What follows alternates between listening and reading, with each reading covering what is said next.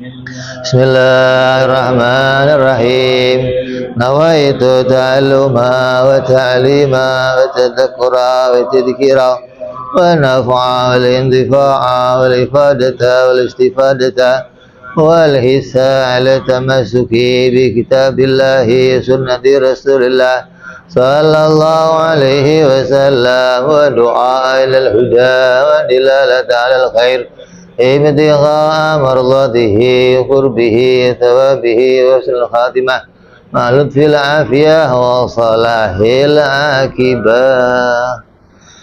Bismillahirrahmanirrahim. Alhamdulillah rabbil alamin, wassalatu wassalamu ala asyrafil anbiya'i wal mursalin sayyidina wa habibina wa syafi'ina wa maulana Muhammadin wa ala alihi wa sahbihi ajma'in, amma ba'du. Wala musanniful kitab rahimahullah wa nafa'ana bihi wa bi'ulumihi fid darain. Allahumma aftah qulubana futuhal arifin wa bihikmatika wansur alaina birahmatika ya arhamar rahimin.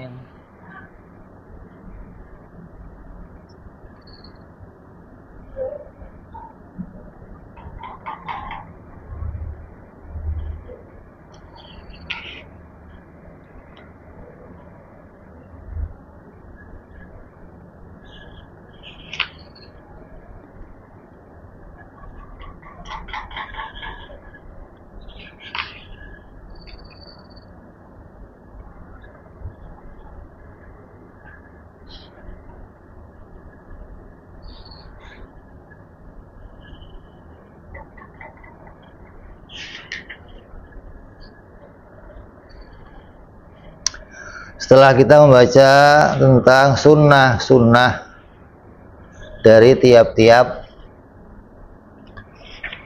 rukun-rukunnya sholat, maka pasal berikutnya menerangkan tentang faslun fi sunanin ba'da sholati wa fiha. Sunnah-sunnah setelah sholat dan di saat sholat. Yundabu az-zikru ay ad-du'a'u al-ma'thuran akibas sholat, dan disunahkan orang yang setelah sholat itu disunahkan berdoa dengan doa-doa yang telah mastur atau yang telah doa-doa yang makstur, maknanya yang punya asar, yang langsung dilakukan sahabat mengikuti Rasulullah Sallallahu Alaihi Wasallam.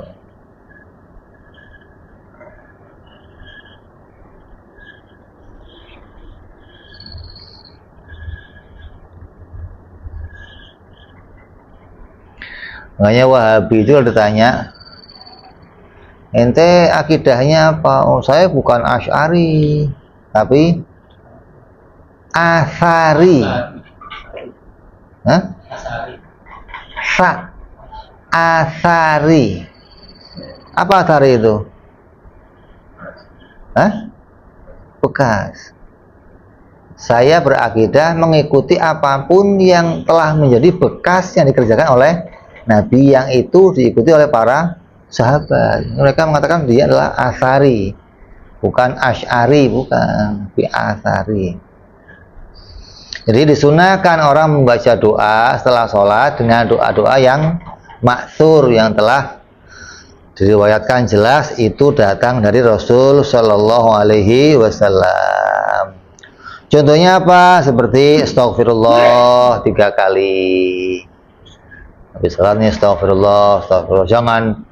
Jangan apa namanya, doanya habis sholat Allahumma lantas jalan, jangan. Tapi Allahumma antas salam, lu mau Allahumma lantas jalan. Kayak ini nggak punya kepentingan sama Allah setelah sholat, nggak punya hajat, nggak punya apa kesusahan, nggak punya masalah. Maka di saat habis sholat kita diperintahkan untuk menyampaikan apa yang jadi hajat kamu kepada Allah. Terus Allahumma antas salam, minkas salam, wa ilaika ya'udus salam, wa inna rabbana bisalam, tabarakta rabbana wa ta'ala ya dzal jalali wal ikram. Ini doa yang udah ma'thur semua. Kemudian la ilaha illallah wahdahu la syarikalah, lahul mulku wa lahul hamdu wa huwa ala kulli syai'in qadir. Allahumma inna la dzikrika wa syukrika wa husni ibadatik. Banyak nih. Zikir subhanallah 33 kali, alhamdulillah 33 kali, Allahu akbar 33 kali. Ini doa-doa yang sudah jelas riwayatnya dan dibaca oleh banyak ulama-ulama kita setelah selesai sholat. Atau baca lagi al-ikhlas, terus qul a'udzu birabbil falaq, qul a'udzu birabbin nas. Ada lagi baca lagi Al-Fatihah, ayat kursi, begitu kan?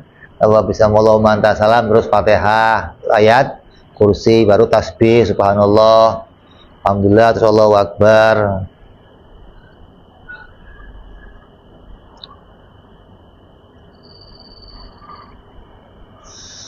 Terus banyak doa-doa yang sudah ma'thur yang bisa kamu baca di kitab-kitab zikir ba'da sholat. Kemudian wa yusirru bihi al-munfaridu wal ma'mum, dan ketika membacanya dibaca dengan cara yang pelan. Suaranya pelan. Bagi siapa? Bagi orang yang sendiri sholatnya atau bagi makmum. Kalau imam kenceng, ente makmum jangan nyaingin imam, maksudnya imam kenceng kamu ikut kenceng, akhirnya nyaingin nanti. Yang jadi makmum cukup pelan. Ilal imamul muridu at-ta'lima al-hadirina wa yajharu ila ayata'allamu. Kecuali imam itu boleh mengeraskan suaranya setelah sholat untuk berzikir. Tujuannya apa? Untuk mengajarkan jamaah yang hadir, maka ia boleh mengeraskan suaranya sampai mereka mengerti. Kalau udah ya siri semua, udah pelan semua, nggak ada masalah, karena masing-masing udah pada hafal, nggak usah kenceng. Jadi tujuannya imam mengeraskan kalau mau mengajarkan kepada makmum. Makanya Wahabi nggak cocok. Kalau habis sholat zikir kok kencang-kencang, ganggu aja.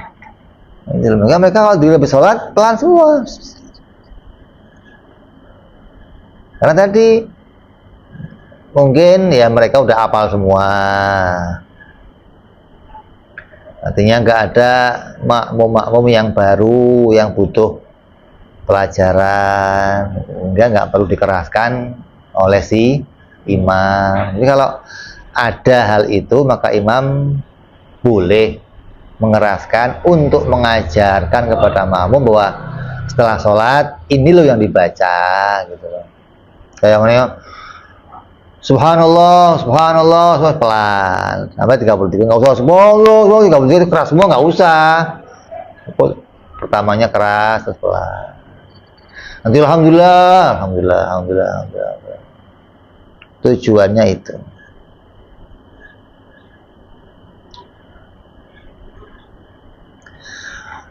Dan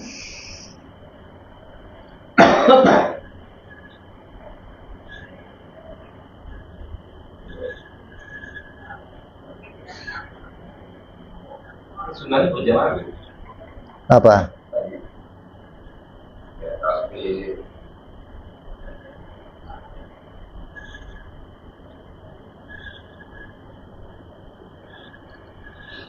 Berjamaah gimana?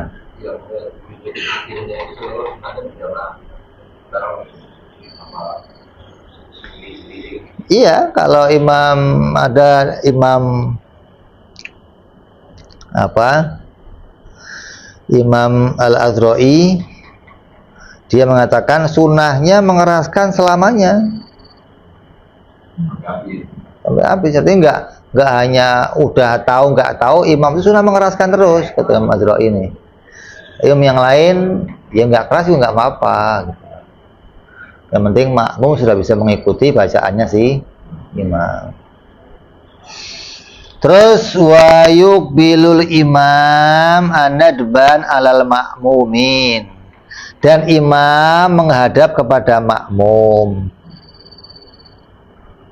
setelah sholat. Tadi menghadap kiblat kan, habis salam disunahkan imamnya ngadep makmum. Itu bukan memantati Ka'bah, bukan. Menghadap ke makmum itu ya ja'alu yasaruhu ilal mihrab wa yaminuhu ilaihim wa in kana bil masjidin nabawi. Kanannya ke makmum, kirinya ke mihrab. Ini ke sono ngadepnya nih. Kan tadi ke sono kiblat.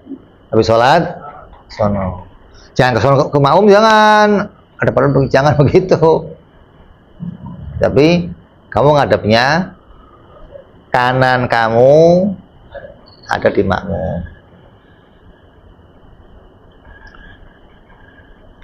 Meskipun itu di Masjid Nabawi sunnahnya begitu.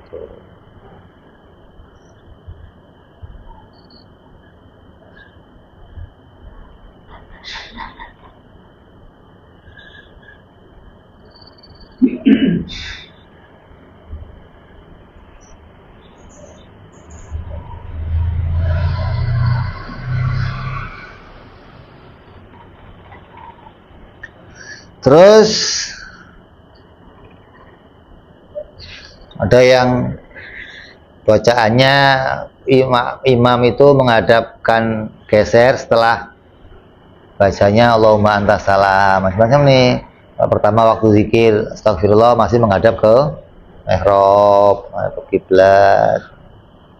Tapi disunahkan si imam setelah zikir yang dia ketahui untuk duduk tahiyatnya nggak berubah, setelah itu baru menghadap ke makmum. Wa yundabu fihi, dan disunahkan di dalamnya fi dzikri wa du'a fi kulli du'ain raf'ul yadaini, dan disunahkan di dalamnya bagaimana kata pengarang kitab Muqaddimah, nanti zikir yang ada di tiap-tiap sholat ketika ada doa, tangannya diangkat. Allahumma antas salam wa minkas salam wa alaiki salam. Atau doa setelah zikir, setelah subhanallah terus doa, tangannya diangkat lagi. Sunnahnya demikian.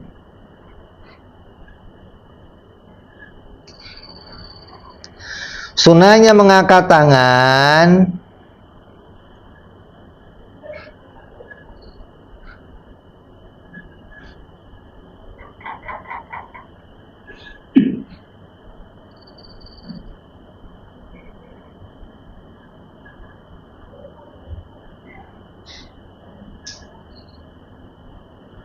yaitu sebatas pundak.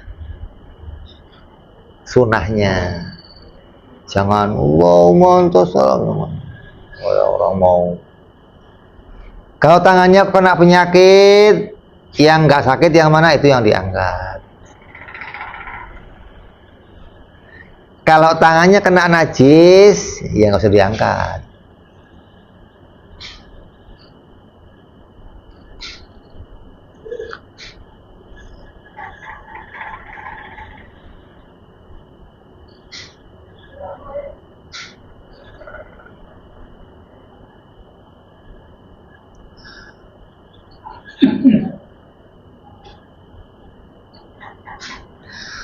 Dan ketika orang itu berdoa, kata Imam Ghazali, tangannya diangkat, tidak boleh memandang matanya ke langit.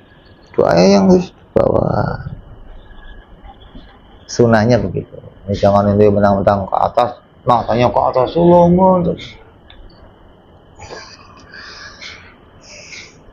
terus memberi isyarah dengan jari telunjuk yang kanan.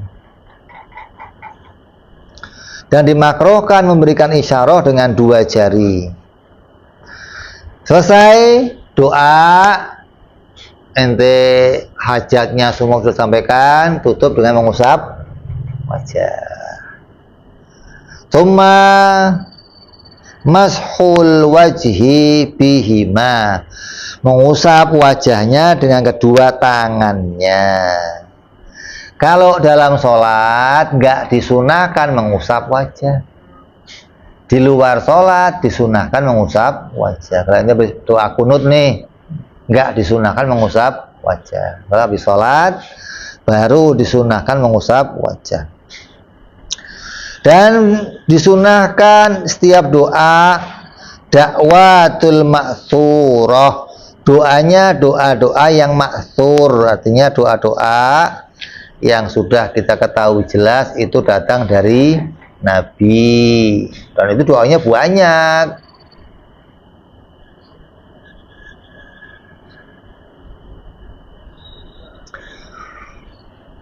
Kayak Allahumma inna as'aluka mujibati wa rahmatik wa azaimal maghfiratik wa salamata min kulli ithmin wal ghanimah min kulli birrin wal fawzi bil jannati wan najata minan nar. Allahumma inni a'udzubika minal hammi wal hazani wa a'udzubika minal ajzi wal kasali wa a'udzubika minal jubni wal bukhli wa a'udzubika min ghalabati daini wa qahri rijal.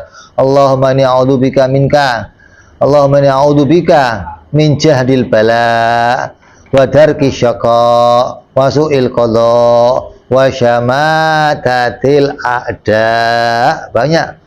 Allahumma inni ala dzikrika wa syukri wa husni ibadatik. Banyak doa-doa yang diajarkan Nabi untuk dibaca setelah sholat.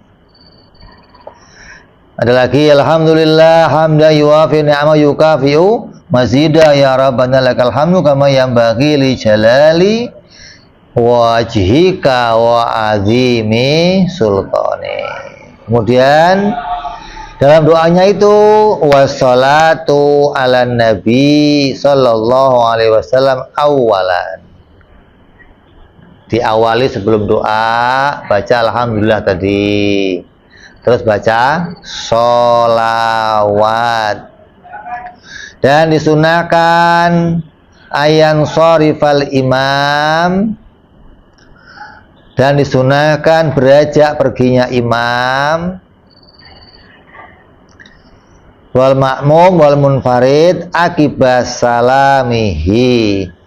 Maka disunahkan beranjak imam itu atau makmum dan orang yang sholat sendiri setelah salamnya, dan selesai dari zikir-zikir doa setelah salam. Tadi habis salam duduk doa, kemudian disunahkan langsung pindah. Idza lam yakun samman, apabila tidak ada di sana bi mahalli sholatihi nisaun, yaitu yakni di tempat sholat itu ada para wanita atau khunsa.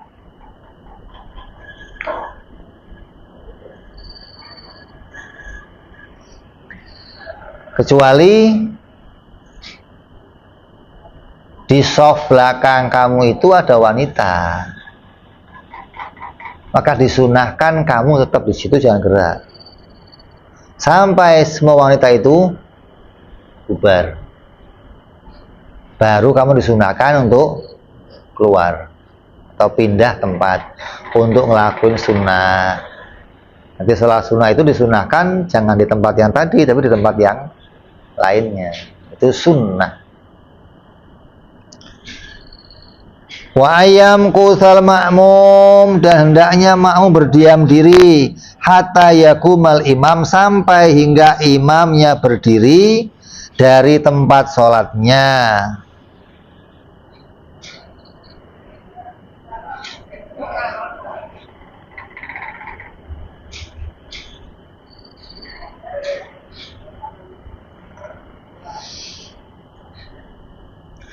Karena hukumnya makruh bila makmum itu beranjak pergi sebelum imamnya berdiri dari tempatnya.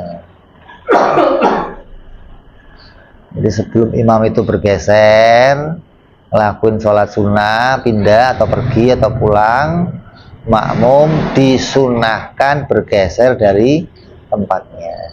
Kecuali makmum punya udzur, ada hajat, kamar mandi, atau ada kepentingan di luar, atau boleh dia meninggalkan tempat tersebut.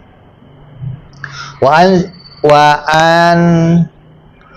ayyan sharifa fi jihati hajatihi, dan hendaknya dia beranjak pergi ke tempat arah yang kebutuhannya itu, ke arah mana yang dia tuju. Wa illa, jika tidak, bi an lam yakun lahu hajah, kalau seumpama ia tidak punya hajah, fa fi jihatin yaminihi, maka ke arah kanannya ia pergi, karena bahwa arah kanan itu lebih utama untuk dipilih. Jadi kalau sudah selesai, gesernya, pindahnya ke arah kanan tempat kamu sholat. Kalau orang itu biasanya kalau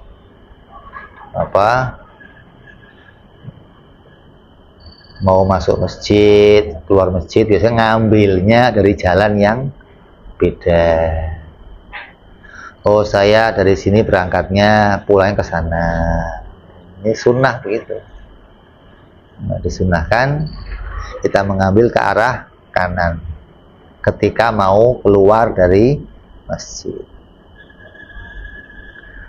Dan disunahkan pula ayyafsila baina sunnah, dan dianjurkan, disunahkan agar ia memisahkan antara sholat sunnah al-qobliyah wal ba'diyah wal fardiyah bi kalamin awin tiqolin. Dan disunahkan ia agar ia memisahkan antara sholat sunnah qobliyah dan sunnah ba'diyah dan sholat fardu dengan berbicara atau berpindah dari tempat yang pertama ke tempat yang lain. Berbicara maknanya berdoa, berzikir, bukan dongeng sama orang, bukan. Nanti qobliyah di sini nih, terus zikir, terus fardunya pindah.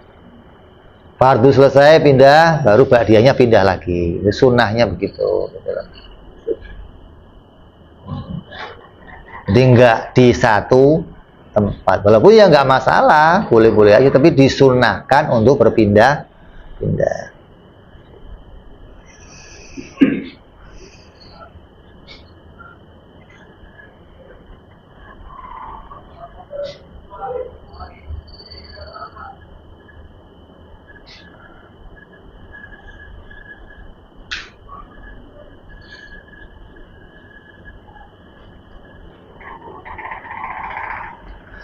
Dan yang lebih utama itu memisahkan antara sholat sunnah, karena ada ulama yang mengatakan makruh, dilarang. Qobliyah di situ, fardunya di situ, ba'diyah di situ, ada yang mengatakan makruh, dilarang. Kalau Nabi, beliau memisahkan antara sholat subuh dan sholat sunnahnya dengan kailulah.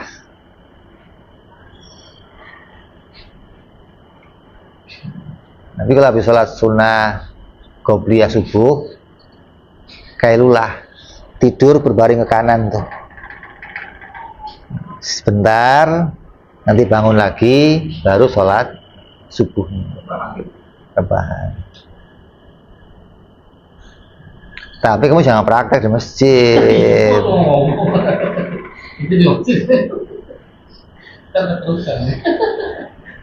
Padahal itu bentuknya sunnah. Tapi kalau orang praktek semua di masjid, bisa rame ini orang pada ngapain di masjid? Kok glosor semua? Jadi tidur dengan bantal tangan kanannya, itu namanya kailulah atau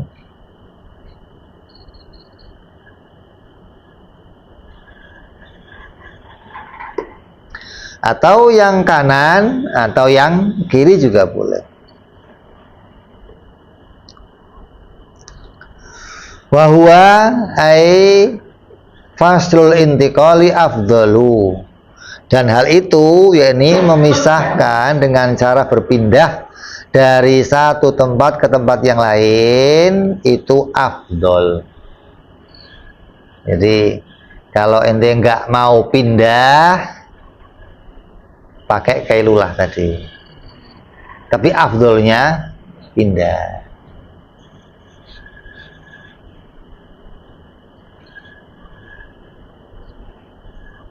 Untuk apa pindah itu? Gunanya tiap tempat yang kamu pijak, kamu pakai untuk sholat, untuk zikir, menjadi saksi nanti di akhirat. Wa naflul ladzi la yusannu fihil jama'atu fi baitihi afdol. Dan sholat sunnah yang tidak disunahkan berjamaah di dalamnya itu kalau dilakukan di rumah itu lebih utama daripada dikerjakan di masjid. Hah? Duha, qobliyah, ba'diyah itu sunnahnya di rumah lebih utama. Di masjid gimana? Ya baik. Oh, saya kalau di rumah nggak bakal sholat nih, ya di masjid aja.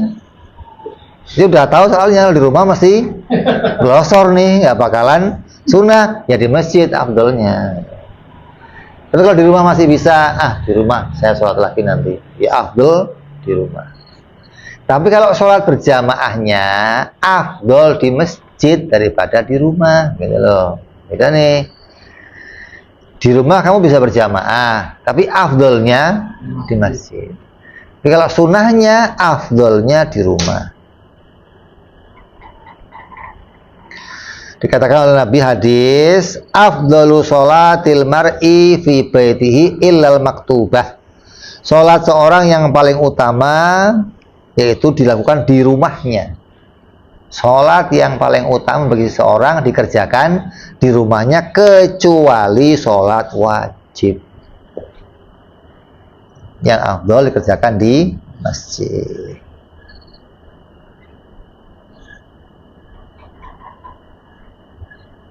Langsung juga surah kayak surah tubuh langsung komat gimana tadi ya? Setelah Sholat nasuko gitu kita langsung komat partinya gitu ya? Iya, Ada jedanya dulu. ada jeda, zikir dulu. Nah itu zikirnya apa aja, dijeda namanya. Di sunnahnya begitu.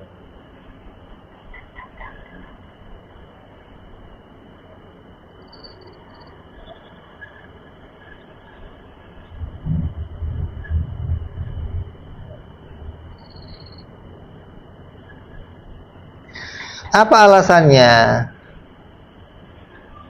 Alasannya biar rumah kamu itu jangan jadi pos kampling. Ada sholat yang dikerjakan di rumah kamu. Biar rumah kamu punya keberkahan, dipakai untuk sholat. Tapi jangan lantas, oh rumah saya berkah, jamaah di rumah. Terus kan afdolnya yang di rumah sholat-sholat sunnah, ya tahajud, ya duha, ya qobliyah, ya witir, ya ba'diyah gitu.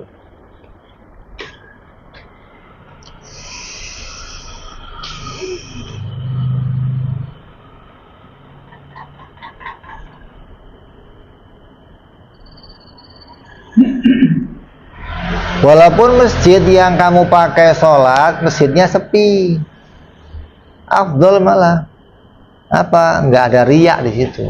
Jadi nggak pengen pamer, nggak pengen apa. Afdol di masjid. Ramai gimana? Ya nggak masalah, emang sunnahnya begitu. Terus wa min sunani sholat, dan diantara sunnahnya sholat lagi, ini kembali ke sholat lagi nih, yaitu as-sholatu al khusyuk, sholat dalam keadaan khusyuk. Kalau di dalam madhab yang lain khusyuk ini rukun. Coba ini nggak repot ini, khusyuk rukun. Apa enggak pingsan ini? Ya ada terus ini. Nggak khusyuk ulang lagi mana? Maka balwa ahamuha, yang namanya khusyuk adalah kesunahan paling penting. Karena bahwa ketiadaan khusyuk dapat mengakibatkan tidak adanya ganjaran dari apa yang kamu kerjakan. Tanpa khusyuk, ganjaran sholat kamu bisa tidak tercatat.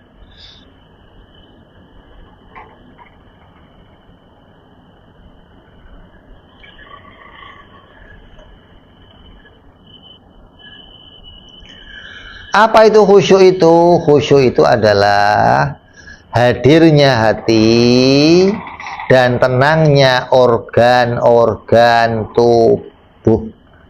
Itu namanya khusyuk. Hatinya nggak kemana-mana, hatinya nggak inget pasar, hatinya nggak inget sekolahan, hatinya nggak inget kerjaan, hatinya nggak inget utang, nggak inget macam-macam.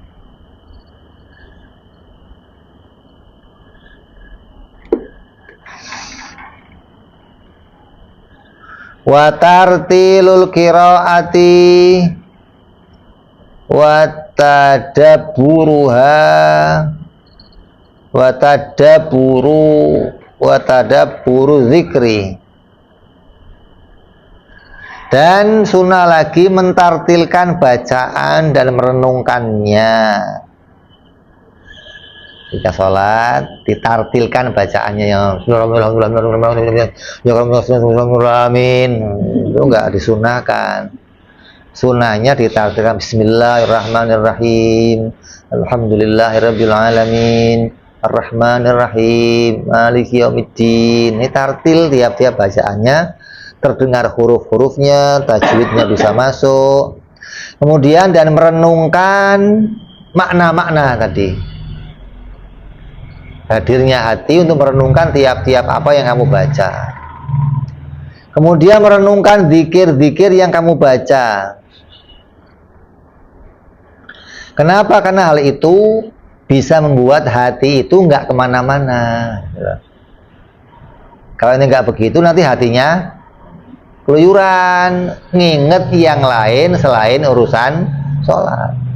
Tapi kalau ente pakai untuk inget apa yang kamu baca, cari makna yang kamu baca, mengingat zikir yang kamu baca, hatinya nanti nggak kemana-mana. Wadukhulu fiha, dan masuk di dalam sholat binasyatin, dengan semangat. Maksudnya apa? Maksudnya menunggu waktunya sholat. Asar, jangan, ya asar lagi, ya asar. Itu masuknya nggak semangat kamu berarti, gitu loh. Nanti sholat kamu nggak beres enggak jadinya. Tapi kalau nanti masuknya waktu sudah semangat menunggu waktunya, sholatnya khusyuk. Bisa dapat ketika makna sholatnya itu hadir, gitu loh. Jangan, dasar aja baru mau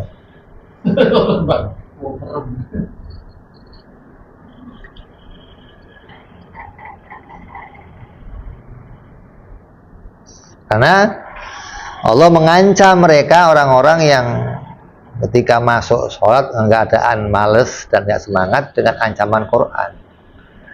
Ini buat siapa? Orang-orang munafik. Banyak begini. Ya, orang mukmin, orang muslim nggak boleh begitu. Ketika masuk sholat semangat ya. Kenapa? Umur saya dipanjangkan, masuk perintahnya Allah lagi, saya dikasih kesempatan, ya Allah, alhamdulillah, sholat, semangat gitu loh.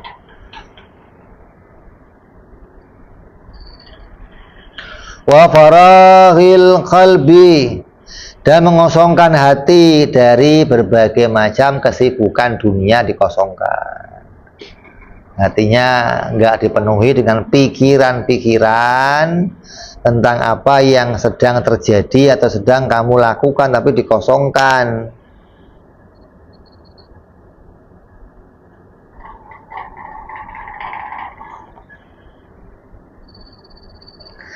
Walaupun urusannya yang kamu pikir itu urusan akhirat, tinggalkan. Yang kamu pikirkan nazar dalil, tinggalin. Ribet itu nanti. Sholat kok nazar dalil, ya nggak ketemu ini. Kudusul alam itu berubah. Tadinya masuk ke sholat, ya udah kacau sholat kamu. Itu sholat tinggalin. Iya dong, sholat dulu itu. Sholat kau udah. Iya, sholat dong. Ingat Allah, ingat apa yang dibaca, ingat zikir, muji Allah, doa sama Allah, sudah begitu. Kalau udah nazar, Bukan sholat itu nazar, bukan. Nazar itu sebelum sholat. Nazar tentang keberadaannya Allah, dalilnya adanya Allah, sifat-sifat Allah. Setelah sholat, ya sudah masuk. Saya disolatkan ya Allah, bacaannya dibacakan. Apa yang kau baca ingat ya Allah, alhamdulillah. Bukan nazar lagi maksudnya, tapi hadirnya hati mengingat tentang. sholat lagi. Nah iya.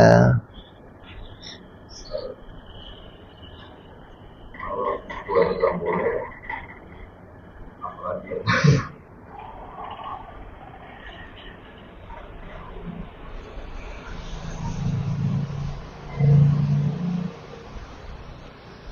Dan masih banyak kesunahan-kesunahan lain.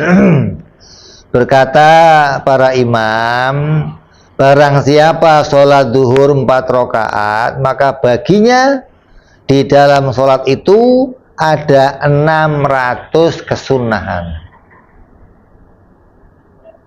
Coba, kalau ente mikirin tiap-tiap kesunahan itu hadir hatinya, ya nggak sempat mikir pasar, nggak sempat mikirin kerjaan, dia khusyuk betul-betul konsentrasi dalam sholat. Oh, ini sunnahnya ya Allah. Oh, ini sunnahnya Rasulullah begini mau sholat dalam sholatnya. Sholat doang. Iya. 600. Apa?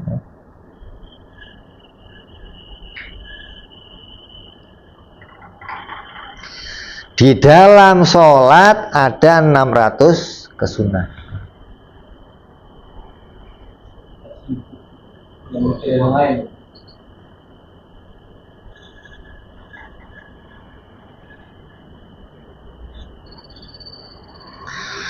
Kata Imam Nawawi, dan dimakruhkan meninggalkan satu kesunahan dari berbagai kesunahannya sholat. Nah, kalau kamu nggak ngerjain sunnah namanya apa? Makruh.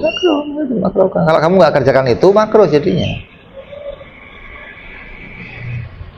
Maka semestinya perhatikanlah tiap-tiap kesunahan itu.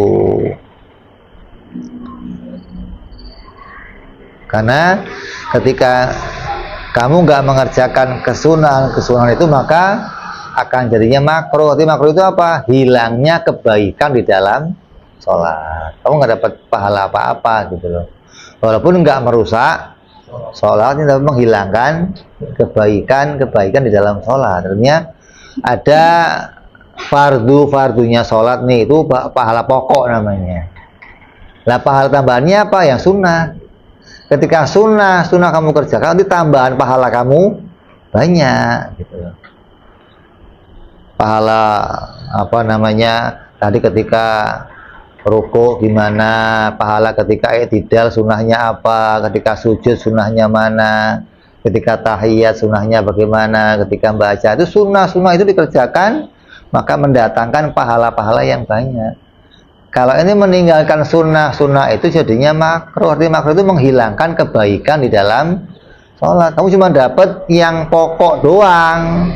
Itu pun kalau dapat, kalau ada khusyuknya, kalau ini ingat bacaannya, kalau hadir hatinya. Jadi walaupun orang yang nggak hadir hatinya nggak disuruh qadha, karena khusyuk bagian dari kesunahan, tapi itu mendatangkan kebaikan pahala.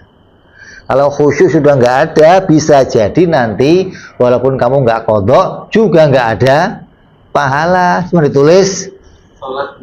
sholat gitu aja, contreng doang sholat gitu aja, cuma dapat checklist doang itu sholat gitu aja, gugur kewajiban doang ya. Selesai, kemudian akan bersambung kepada bab berikutnya yang penting sekali nih, yaitu faslun fi syuruti sholat, syarat-syaratnya sholat, syarat sahnya sholat, dan syarat nanti akan jadi apa yang membatalkan sholat, insya Allah. Wallahu a'lam bishawab. Ila hadratin Nabi. Al-Fatihah. A'udzu billahi minasyaitonir rajim. Bismillahirrahmanirrahim. Alhamdulillahirabbil alamin arrahmanir rahim maliki yaumiddin. Iyyaka na'budu wa iyyaka nasta'in ihdinas siratal mustaqim. Siratal ladzina an'amta 'alaihim ghairil maghdubi 'alaihim waladdallin. Amin. Ya Rabbana i'tarafna bi annana i'tarafna wa annana asrafna 'ala ladha ashrafna fatub 'alaina tauba taghsil kulli hauba wastur lana aurati min iraati waghfir li walidina Rabbi wa mauludina ala liwalihwani sairil hillani wa kulli zi mahabbah jiratina usuhbah wal muslimina ajma' amina Rabbi isma' fadlan wa judan mannan iktisabi minna bil mustafa rasuli nahda bi kulli suli salam alaihi andal habbi wa alihi wa sahbi idada ta'si suhbi walhamdulil ilahi fil badi wa tanahi subhana rabbika rabbil izzati amma yasifun salamun alal mursalin walhamdulillahi rabbil alamin. Assalamualaikum warahmatullahi wabarakatuh.